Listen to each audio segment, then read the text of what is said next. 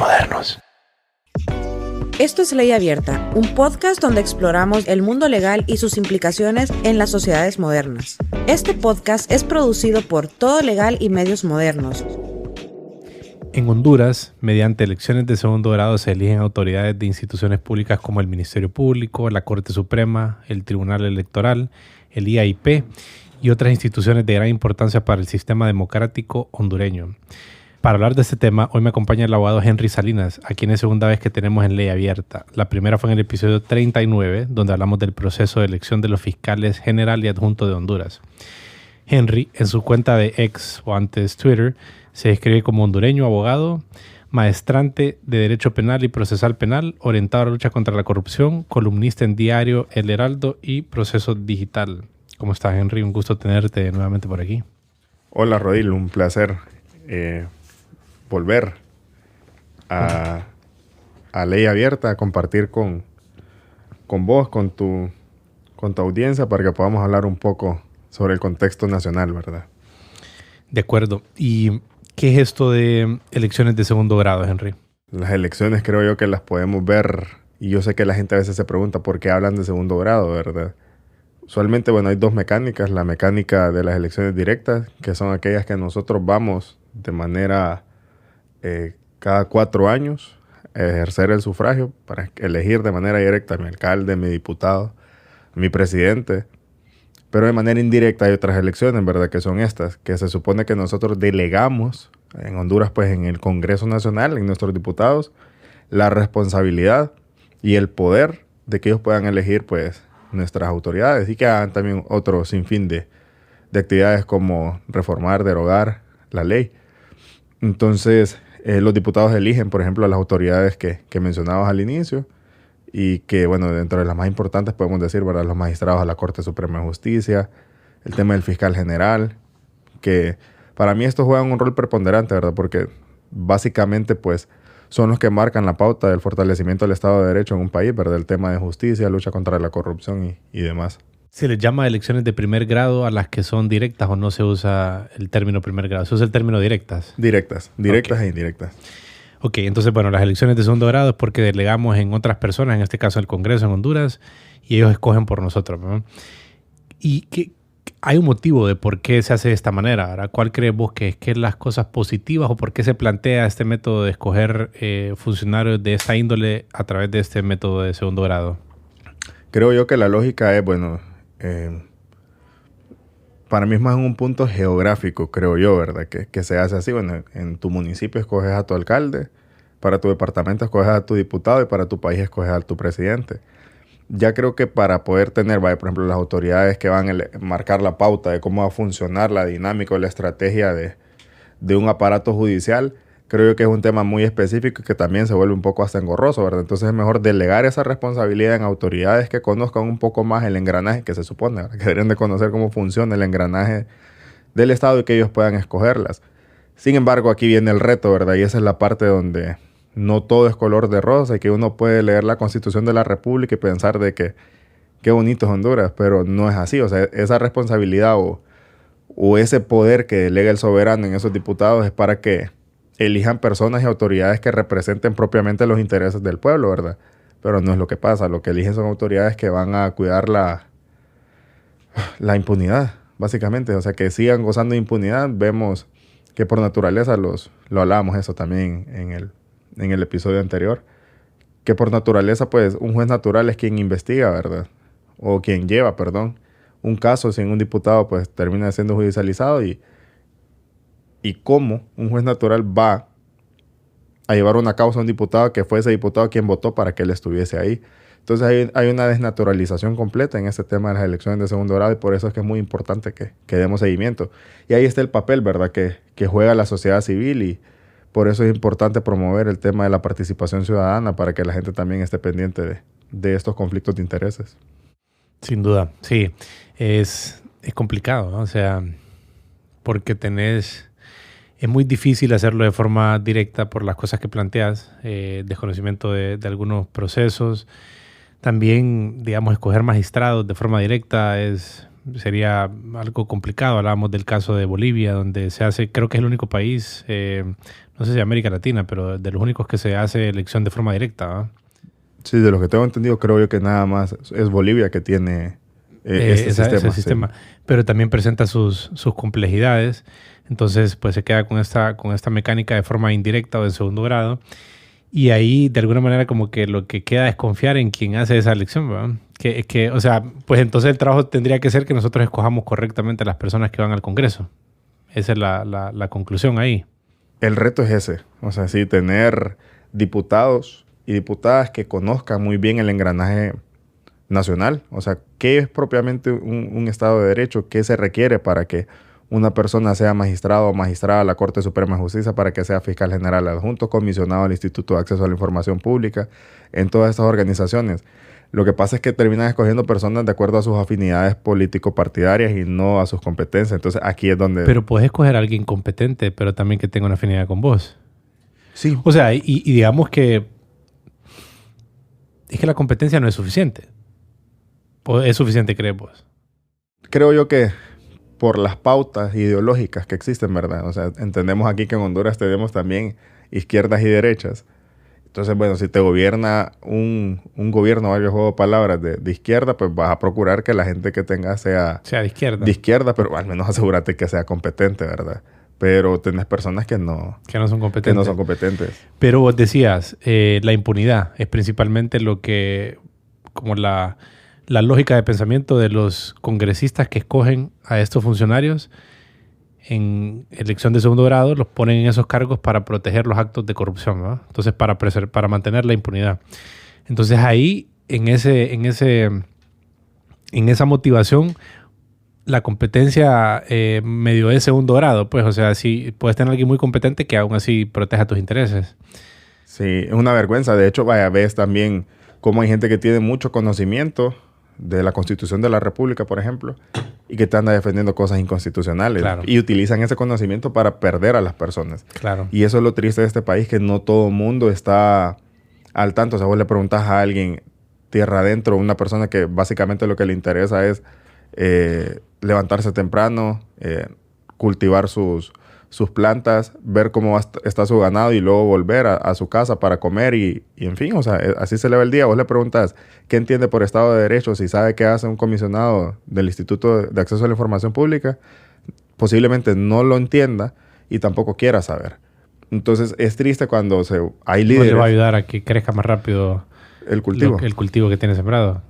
Y es triste saber que hay personas que se vuelven referentes y que tienen su popularidad en sus comunidades y todo, pero que utilizan ese poder para confundir a las personas y decirles, no, hay que votar por él, este es corrupto. O sea, que el que me adversa lo criticas y para ese sí tiene que haber persecución penal, pero para los de tu partido no. Entonces es algo que es bochornoso, o sea, porque también tal vez como dicen, entre gitanos no nos leemos las manos. O sea, entre nosotros como profesionales que conocemos muy bien qué es lo que dice la Constitución, sabes que la reelección es ilegal, por ejemplo. Como se dio y había gente en el pasado. Quien la haga, pues.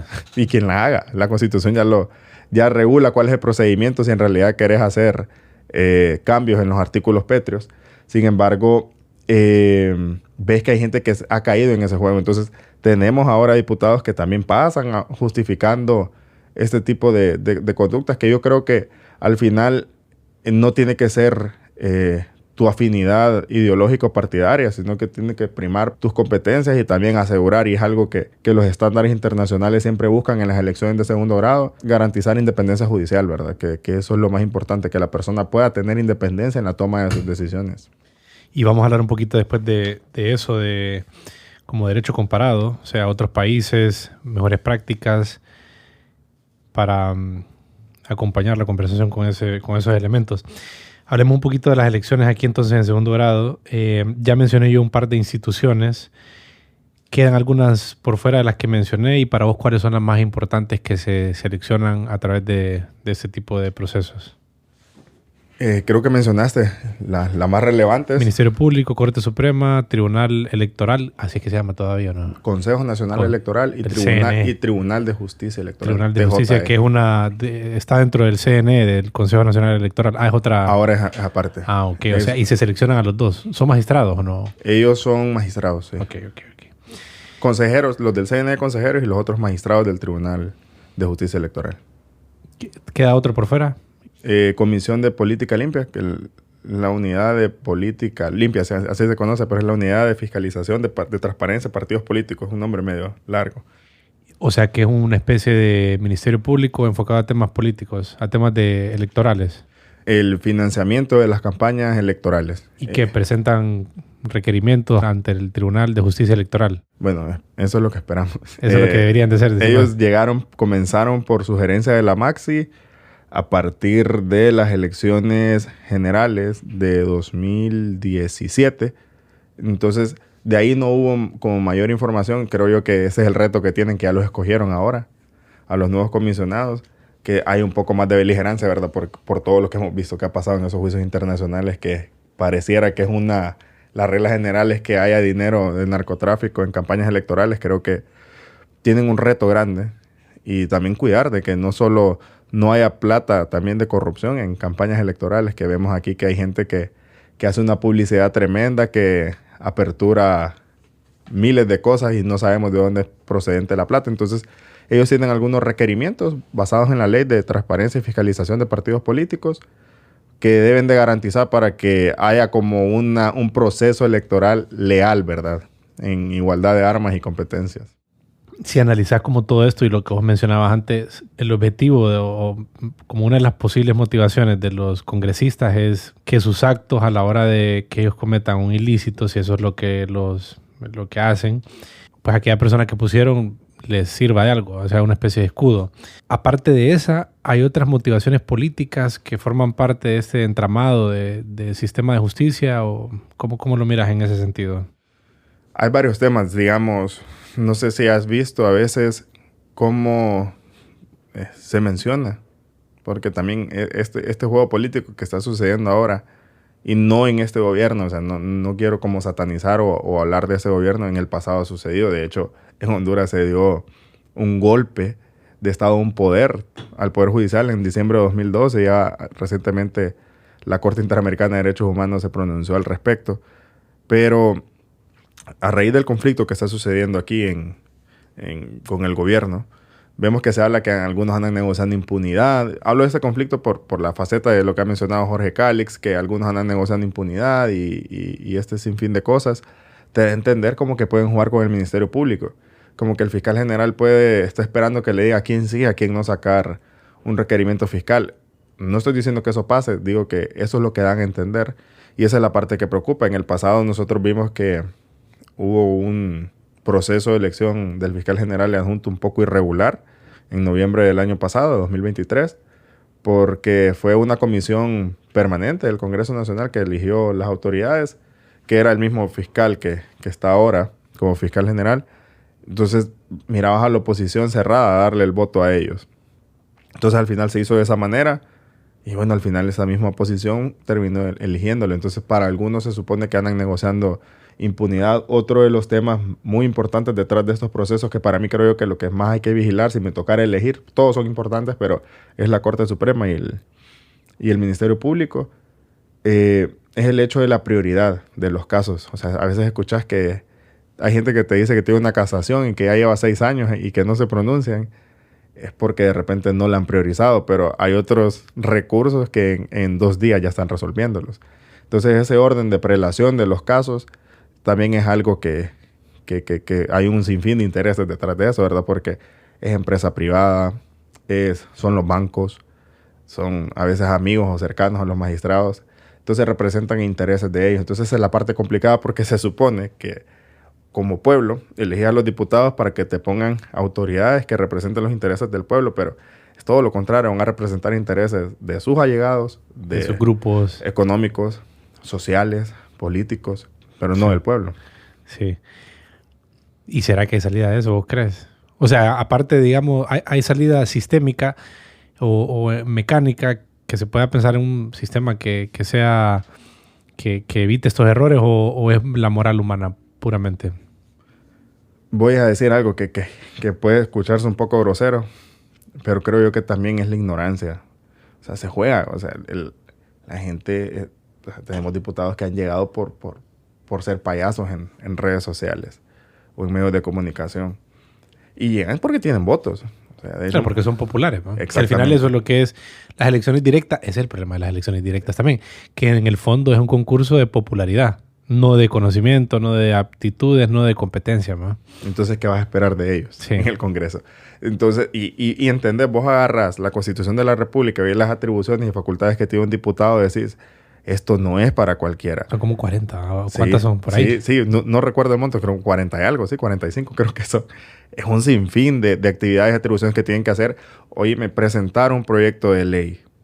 Que vos tengas, o sea, la iniciativa de ley, tenés un anteproyecto que estás trabajando, eso no lo va a hacer alguien solo por ser popular. O sea, eso tiene que ser alguien que se conozca, que obvio te tenés que rodear de gente técnica, pero igual tenés que tener una noción mínima y básica de qué es eso. Pero por popularidad no, creo yo que no es justo. Y creo que de ahí parte los problemas que nosotros tenemos. Por eso la gente que se vuelve popular en Honduras finalmente termina en un curul. ¿Y cómo crees vos que...? Porque es interesante ponerse a pensar por cómo sucede ya en la realidad, en la práctica, digamos, todos estos actos de corrupción.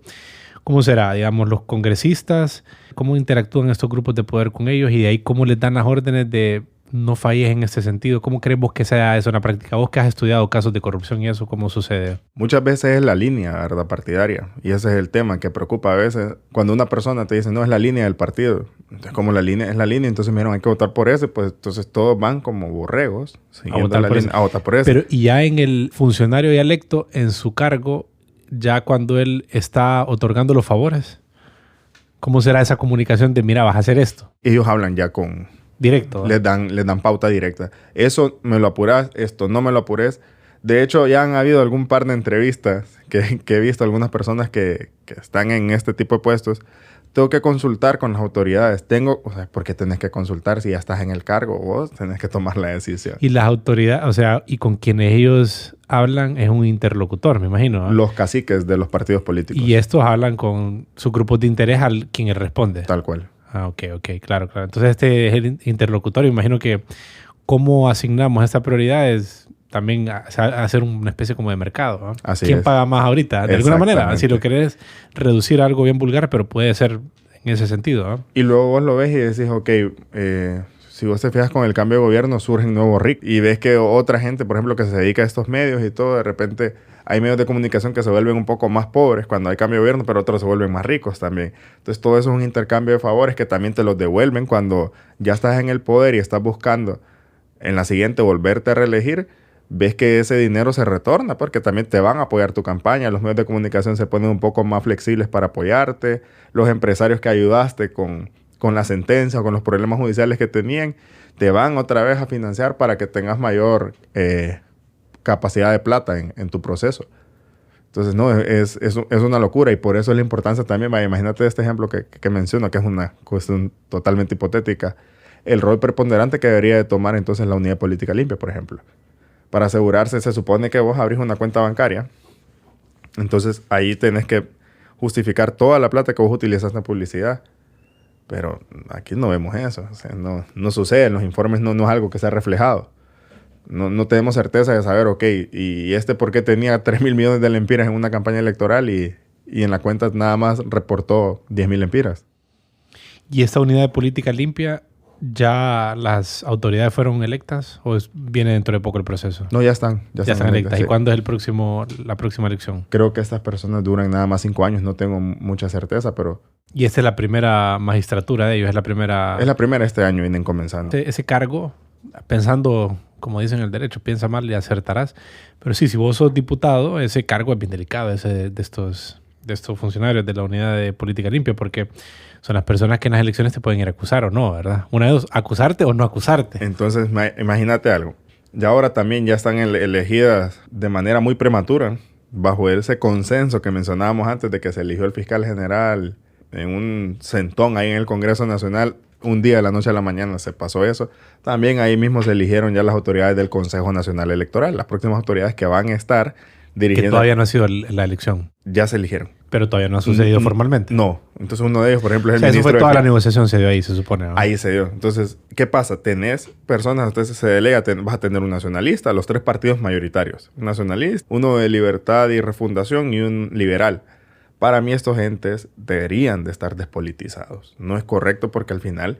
Entonces, los movimientos que se dan son movimientos políticos y no técnicos también. Pucha, pero es que será posible despolitizarlo, pues. O sea, porque sin duda que es una pregunta que a mí me ronda constantemente la cabeza. Porque usted pone lo técnico, como los tecnócratas, que es un aspiracional moderno de los estados. ¿Quién que no está en un partido político o que tiene una relación con partidos políticos quisiera estar en uno de estos puestos? No sé. O sea, aunque alguien que trabaja en empresa privada, no sé, me cuesta creer, es difícil, ¿no? Sí, creo yo que es un reto y también cómo no vamos a esperar respuestas políticas de un Congreso también que las autoridades son políticas. Exacto. Pero creo yo que deberíamos de tener mejores lineamientos para poder elegir estas autoridades porque también a veces se las sacan de las nada. O sea, hay procesos que no tienen sentido. Hablábamos la vez que estuvimos aquí también con vos el año pasado. El proceso de elección de la Corte Suprema de Justicia, la persona mejor evaluada no quedó. En el proceso de elección del fiscal general adjunto, la persona mejor evaluada no quedó. Y eso es por los conflictos de intereses políticos, ¿verdad? Que estas personas al final representan mayor independencia porque no tienen esa afinidad o ese padrinazgo político. Entonces ese es el reto que tenemos en Honduras que lamentablemente pues estamos afrontando, pero creo yo que también no hay que ver el vaso medio vacío, sino que también medio lleno. Hay mayor participación activa. O sea, creo que años anteriores no mirabas tanta gente interesada en este tipo de procesos. Creo que en el pasado tampoco mirabas que la gente anduviera presentando denuncias o que los medios de comunicación tomaran mayor relevancia para denunciar a las personas que están postulando. Entonces creo yo que se están dando avances, no sustanciales, pero sí significativos, ¿verdad? Son avances que van representando de alguna manera interés por parte de la sociedad civil. Ahora vemos que en ambos procesos habían organizaciones de sociedad civil adentro.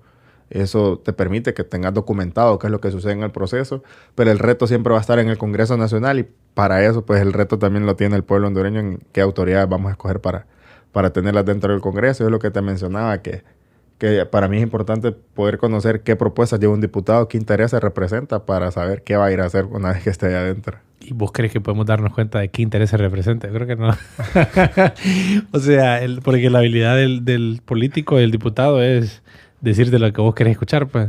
Entonces él no te va a decir sus verdaderas intenciones, ¿va? Pero se pueden deducir a través de dónde venís, dónde has trabajado, porque puedes ver qué nexos ha tenido él con qué tipo de empresas, instituciones, personas, etcétera. Tal vez sería una manera. Bueno, es una forma también de medir la capacidad, ¿verdad? Porque también y eso se va a escuchar mal lo que voy a decir también, pero una persona representa sus intereses, que se deje llevar por sus intereses ideológicos, por ejemplo, pero es una persona competente y que te puede dar un debate muy fundamentado, pues vale la pena. Pero en el Congreso hay gente que en realidad no tiene ni noción de qué está haciendo esa persona como diputado ahí. De acuerdo, pero es una representación del país. Y no lo digo en el sentido, sí puede sonar feo, pero es que esa es la realidad del país. O sea, la realidad del país es que tenemos altos índices de analfabetismo. Entonces, eso en el fondo representa esta realidad en la que vivimos, ¿no? Y hay que decirlo así de esa manera. Yo también trato de decirlo como con un tacto para no escucharme mal. Pero no, justo, bueno, conduciendo para acá, venía viendo cómo venían, o sea, los buses que tenía al frente y todo, tirando basura en la calle. O sea, normal, o sea, tranquilo la gente, digo yo. O sea, no hay conciencia. ¿Y cómo va a haber conciencia si no hay educación? Y si no tenés educación, la gente va a votar por el que miró. Ah, este es el de los rótulos, el que, ¿me entendés? De hecho... El que me daba risa en los anuncios. Sí, entonces... Creo yo que también a ese tipo de gente que también pues tienen un poder, el poder que el pueblo le delegó, ¿verdad? Y esas son las autoridades que tenemos hoy por hoy. Pero creo yo que también nosotros como profesionales tenemos la tarea de asegurarnos que también lleguen personas que sean competentes y aptas. Y por eso me llama la atención ese tipo de iniciativas, porque es bueno hablar con ellos, o sea, conocer qué piensan. Claro. Porque si no llegan a hacer lo que decíamos hace poco, borregos. Puntualmente ya mencionamos algunas instituciones y de las que vos mencionás que crees que deberían de cambiar. Mencionaste la Unidad de Política Pública. ¿Crees que hay otra institución, otro proceso de elección que debe cambiar? ¿Y por qué? Tenemos el Comisionado Nacional de Derechos Humanos. También es elección de segundo grado, ¿no? Lo elige el Congreso Nacional. Lo elige el Congreso.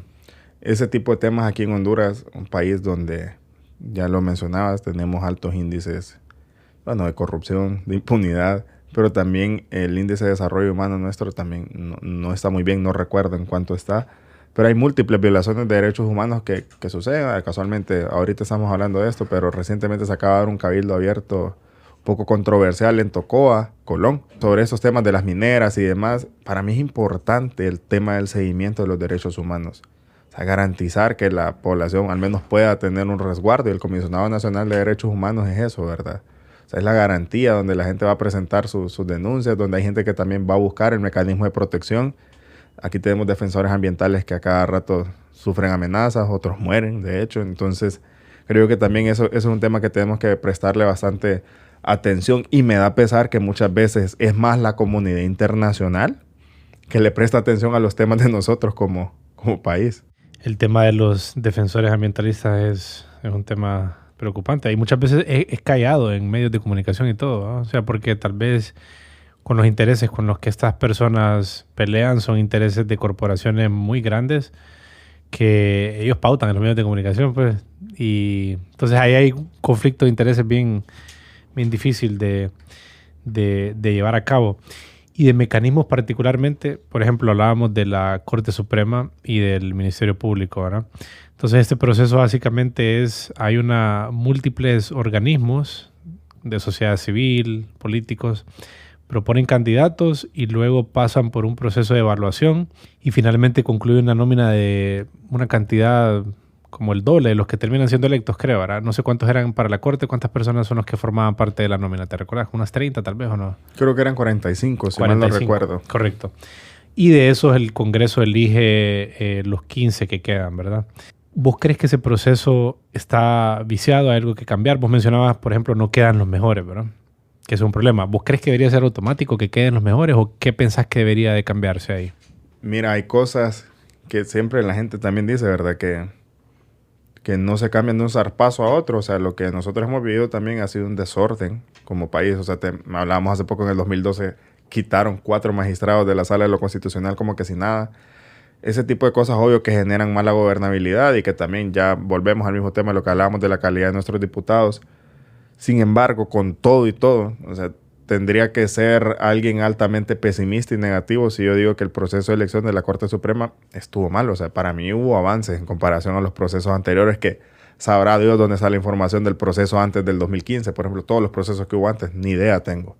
Del 2015 hay un poco de noción, pero ya de ya tenemos documentado. Había un portal, había un canal de Telegram donde estaban comunicando todo lo que estaba sucediendo. Entonces podías ver en vivo los debates, igual con el tema del fiscal general. El avance, que de todo lo que estabas haciendo ahorita mencionando, de que la gente postula, luego de postular se hace un análisis curricular, luego comienzan las evaluaciones, luego las audiencias, en fin, todo eso todos lo conocimos. En el pasado no lo conocíamos. Entonces, también hay mayor cantidad de veedores, que es lo que mencionaba de sociedad civil. También los organismos internacionales han participado, dan herramientas técnicas que vienen más acorde a los estándares internacionales. Entonces, para mí sí hubo un avance. Obvio que en el Congreso se da lo que se tiene que dar, ¿verdad? El tema de la politización hace que se excluyan las personas que gozan de mayor independencia. Entonces ahora hay que trabajar en eso. Ya tuvimos este primer proceso. Tenemos de aquí a 7 años el nuevo proceso de magistrados y magistradas a la Corte Suprema. En 5 años el del fiscal general y adjunto. Hay que ir mejorando, pero para mí ya el del fiscal general y adjunto sí fue algo totalmente accidentado. Vimos que hay personas que eran muy buenas, muy aptas y capaces que quedaron fuera. Justo cuando tuvimos el programa anterior hablábamos de que no sabíamos qué estaba pasando con Luis Santos. Pues quedó fuera del proceso y quedó una persona que era regidor municipal. Entonces son cosas que decís, yo no lo satanizo por ser regidor municipal, pero existían inhabilidades en la ley. Entonces son cosas que de repente sí pasan factura, ¿verdad? En el proceso, que para muchas personas se supone que él es impuesto por los intereses de un partido político. Entonces eso ya genera susceptibilidades. Luego que los requerimientos fiscales tienen índole política, aunque algunos yo he visto que se están sacando muy buenos requerimientos fiscales que hace tiempo estaban guardados. Entonces es un conflicto de nunca acabar, ¿verdad? Pero si lo vemos desde el punto de vista político, pero dentro del punto de vista técnico, han habido avances, podría considerarlo, pero falta muchísimo por mejorar. Ajá, pero volviendo a ese aspecto puntual, ¿vos crees que los que obtuvieron los puntajes más altos deberían de pasar automáticamente? Sí, en el caso lo hablábamos de Ecuador, por ejemplo, obligan que las personas que quieren ser magistrados y magistradas a la Corte Suprema tengan toda la carrera judicial, o sea, sean de carrera. Y una vez, pues, pasan el proceso de evaluación, se colocan en una tabla sus puntajes, y con esos puntajes el Congreso Nacional está obligado a votar por esas personas de acuerdo al orden del puntaje. Obligados. ¿Tenés que votar el número uno Ajá. Pero entonces, mediante el examen ya se seleccionaron, básicamente, ¿no? Pero el Congreso tiene potestad y facultad de no escoger alguno fundamentado. O sea, es decir, bueno, esta persona de repente gozaba de un 98% de puntuación, pero no vamos a escogerla porque tiene este conflicto de interés, por ejemplo. Entonces, esta persona no va a quedar y en lugar de esta pasa el 16, por ejemplo. Entonces lo subimos y esa persona queda. Entonces, pero sí, lleva la prioridad a las personas que tienen mejor evaluación.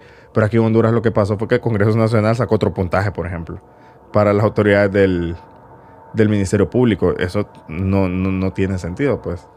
¿Cómo concluyó el proceso? Durante el inicio del proceso había bastante cobertura, había bastante atención, de ahí se diluyó, y de repente, ¡pum!, se seleccionaron. ¿Cómo concluyó? No, ese fue un proceso altamente controvertido. Tuvimos un Congreso Nacional paralizado. Literalmente se paralizó 5 meses. 5 meses estuvo paralizado. Sí. ¿No? Y estuvieron no sesionaban nada, ¿verdad? No. Y a raíz de la selección del... A raíz de eso, porque no tenían los votos. Imagínate lo que significa para que se pare por 5 meses el Congreso. O sea, lo que significa la elección de este puesto, ¿verdad? Que representa, o sea, un poder del Estado lo detenés porque prefería la Junta Directiva no convocar para no tocar ese tema. Entonces al final llegaron mientras se llegara a un acuerdo. Pero como no llegaron, entonces esperaron ellos finalizar el periodo ordinario de juntas del Congreso Nacional para nombrar la comisión permanente. Y la comisión permanente, que fueron 9 personas que eligió la Junta Directiva, que básicamente era la misma Junta Directiva del Congreso Nacional, y ellos eligieron al fiscal general y adjunto. Se pasaron por todos lados, menos por la legalidad, el orden que ya determina nuestra Constitución de la República, la Ley Orgánica del Poder Legislativo. O sea, hicieron lo que quisieron. Entonces ya eso marcó una pauta. Estas personas llegaron, tomaron posesión. Mucha gente tomó su distancia, de hecho, de estas autoridades en su tiempo. Entonces todos sabíamos, ¿verdad? La comunidad internacional también estaba señalando que era necesario que se legalizara eso, que tuviera la cantidad de votos que se requería. No 9 manos levantadas, sino 86 votos, que es como ya requiere la Constitución de la República. Entonces se hizo así, pero bajo un tema de que a saber qué acuerdos llegaron, ¿verdad? Esa es la parte también un poco grosera que uno no conoce. Y digo grosera porque mucha gente de repente quiere saber qué hacen sus diputados. O sea, y ahí llegan al Congreso Nacional a hacer acuerdos que nadie conoce. O sea, y ahora, desde que pasó ese proceso, algunos han desaparecido, otras personas han aparecido ya más mediáticas, como que sin temor, como que estaban escondidos, y los que estaban apareciendo antes como que se han escondido, pareciera que es parte de los acuerdos políticos, ¿verdad? Detrás de todo esto. Y en comparación, ¿cómo clasificarías por los diferentes sistemas de elección de procesos indirectos o de segundo grado en América Latina y Honduras? ¿Cómo se compara con estos otros países o procesos? No hay como una fórmula, ¿verdad? Y es lo que hablábamos de decir, sí, hay que seguir este parámetro porque de acuerdo a las condiciones como tal, creo que en Honduras no estamos tan mal también. O sea, el mecanismo como el tradicional o el convencional que tenemos para elegir autoridades. Pero te mencionaba que el de Ecuador, por ejemplo, me llama la atención ese tema de que obligas a la gente que en el aparato judicial haya gente de carrera, o sea, que conozca muy bien las fortalezas y debilidades y qué es lo que tienen que hacer. Creo igual en el Ministerio Público. Me llama la atención mucho el caso de Costa Rica, por ejemplo. ¿Cómo es en Costa Rica? Básicamente es la misma dinámica que nosotros tenemos acá, pero la ley que ellos tienen que regula esto ya obliga, ¿verdad? Que sean personas que tengan la idoneidad, igual que nosotros, pero allá se apega un poco más. O sea, el interés político creo que pasa por un segundo plano. Pero, por ejemplo, miras el caso de Estados Unidos, que el fiscal general Es una elección directa del presidente. Del presidente. O sea, en segundo grado y directa de este funcionario. Entonces... Y también a la corte, lo que platicábamos antes, ¿no? También a los funcionarios de la corte, a los magistrados. Sí, que como habíamos visto, los propone el presidente y los veta el Senado en caso de... Entonces, bueno, no sé si funciona o no. Casualmente ahora mismo, en este momento, Trump sentenciado, también el hijo del actual presidente, ¿no? Biden, Hunter Biden. Entonces, bueno, como sea, al menos esos casos sí llegan, ¿verdad? A un tribunal. En este país, pues, pasa lo contrario. Hay gente que de repente hasta deja el país y ni siquiera tenía aquí una multa o lo que sea, ¿verdad? Creo yo que no, haciendo una vista en general de lo poco que puedo conocer sobre los demás países, creo yo que al final nosotros tenemos una buena ley. O sea, no tenemos una ley de segundo grado, pero para mí debería de hablar casualmente de Nigel Hércules. Con él hemos hablado de que él propone una ley de audiencias públicas, por ejemplo, que obligan a las personas a que participen en un proceso de audiencias públicas donde la gente pueda conocer sus propuestas y demás para elecciones de segundo grado. Creo yo que es algo que también que se podría ir avanzando, pero bueno, en un país como el nuestro todo está por hacerse. Pero creo yo que sí tenemos leyes que van mejorando. Aquí para este proceso se hizo una ley especial de organización y funcionamiento de la Junta Nominadora para el proceso de elección de magistrados a la Corte Suprema de Justicia, y va conforme a los estándares internacionales. El reto fue lo que sucede siempre, ¿verdad?, en el Congreso. Entonces yo creo que ocupamos como normar un poco más el proceso al interno del Congreso Nacional. ¿Y estos estándares internacionales, dónde dirías que se desarrollan o esencialmente en qué organismos se crean? ¿Quiénes son los que comparten estas pautas internacionales? Hay varios. O sea, de Naciones Unidas, por ejemplo, ellos dan muchísimo seguimiento. Aquí en Honduras, por ejemplo, la Oficina del Alto Comisionado de Naciones Unidas para los Derechos Humanos estuvieron de cerca. Estuvo de cerca. Y les dan asistencia técnica y les comparten este tipo de información, ¿no? Exactamente. Tienen expertos que han estado asesorando otros procesos de elección de segundo grado en otros países, que ya vienen como con 6 países que han conocido, que han participado, que han conocido herramientas. Hay leyes modelo, por ejemplo, casualmente para el proceso de elección de la Corte Suprema de Justicia, había un perfil del candidato de cómo tendría que ser. Eso también se sacó. American Bar Association también participó en esto, dando asesoría técnica en ese momento a la Junta Nominadora. Pero creo yo que ese tipo de ayudas hacen falta también en el Congreso Nacional, ¿verdad? La Junta Nominadora y la Junta Proponente del proceso de elección del fiscal es gente que tuvo mucha asesoría. Como sea, son avances, creo yo. Ahora el reto es eso, o sea, ¿qué clase de diputados son los que vamos a tener en el Congreso? Porque seguimos teniendo problemas en el Congreso Nacional, ¿verdad? O sea, más allá del tema de lo que estamos viendo de qué calidad de profesional o qué calidad de persona es la que representa como diputado, también ese Congreso ha tenido conflictos en su proceso de elección de junta directiva, ¿verdad? Entonces, desde ahí ha habido una mala gobernabilidad y eso, pues, es evidente, ¿verdad? Entonces, creo que hay un reto grande para el año entrante, para vos, para mí, para las personas que nos escuchan, de analizar muy bien quiénes son las personas que están postulando los cargos de elección popular, máxime nuestros diputados, para que en realidad puedan elegir autoridades que tengan las competencias y la idoneidad, ¿verdad?, para los cargos. ¿Y vos crees que se deberían de separar las elecciones de los diputados, de los presidentes, alcaldes? ¿O crees que está bien como se hacen actualmente, que son un solo proceso electoral? No, tienen que separarse, definitivamente. O sea, no es que en un solo domingo vamos a elegir a todo mundo, y el órgano encargado, ¿verdad?, de marcar la pauta y de recibir todos los votos, que es el Consejo Nacional Electoral, definitivamente, o sea, se saturan. Ya hemos tenido problemas. Tal vez este proceso electoral sí gozó de simpatía o legitimidad democrática, pero el 2017 fue una locura. Entonces creo yo que sí es necesario separarlo. Hay algunos países, no tengo claro ahorita en ese momento qué países sí, pero sí sé, no sé si es México, creo que ahorita, bueno, República Dominicana sí estoy claro también que también las tienen separadas. Eso permite que, por ejemplo, un domingo elegís las autoridades de tu ciudad, de tu municipio. Así se hace en Dominicana. Luego elegís las autoridades diputados o al Senado, y luego elegís también tu presidente, pero no todo en un solo día, es una locura. Sí, son demasiadas opciones, ¿verdad? Y también creo que termina siendo el problema que como se agrupan los intereses y es más difícil luchar contra los intereses, porque los intereses de pocas personas, ¿verdad?, no los colectivos, porque arman un solo presupuesto y toda la campaña lo utilizan para para que se conecten los diferentes candidatos a las 3 diferentes elecciones que hacemos. Entonces se pueden aprovechar más de eso y hay que desagregarlo para que pues sea más fácil para las autoridades y también no se puedan aprovechar quienes se quieren aprovechar. Y Henry, para cerrar, ¿qué elecciones se vienen de funcionarios? Creo que ahora mismo la que tengo mapeada, que sí estoy casi seguro que viene, creo que tiene que ser en septiembre, es la de los comisionados del Instituto de Acceso a la Información Pública. Para mí eso también juega un rol fundamental. Bueno, en el caso de ustedes que trabajan con información, ¿verdad? Es necesario que los portales de transparencia, por ejemplo, funcionen de manera eficiente. Creo que el instituto tiene que buscar... Hay nuevos retos y creo que se está quedando un poco corto. Recientemente estaba viendo un informe que sacó el Consejo Nacional Anticorrupción, el Índice de Transparencia Activa Gubernamental. Hay muchas secretarías de Estado en deuda.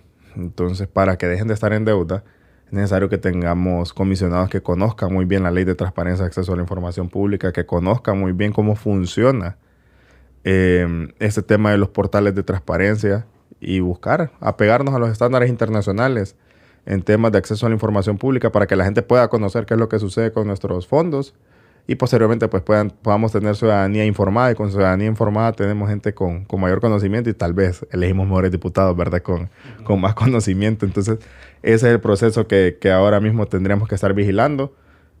Ahí hubo un cambio hace poco, ¿verdad? Porque se eligieron autoridades porque las que estaban ahí adentro en el Instituto de Acceso a la Información Pública pasaron a ser comisionados de la Unidad de Política Limpia. Entonces son puestos que pusieron 2 personas, pero esas 2 personas están nada más hasta creo que el mes de septiembre creo que terminen.